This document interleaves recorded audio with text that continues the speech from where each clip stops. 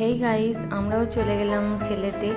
আর এটা হচ্ছে এম বাজার। তো এম বাজার আমরা চলে এসেছি। এখানে হচ্ছে ব্যাগের কিছু কালেকশান আছে, তো আমরা দেখে নিচ্ছি।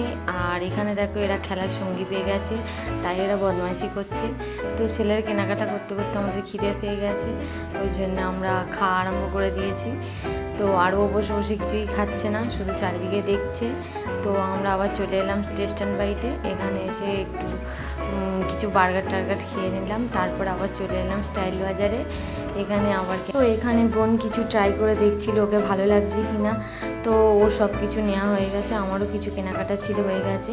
তো এখানে লাইন দেখতে পাচ্ছ, প্রচুর লাইন দেওয়ার পরে বিল টিল করে আবার আমরা চলে এলাম খেতে। বিরিয়ানি নিয়েছিলাম আর রোল নিয়েছিলাম একটা।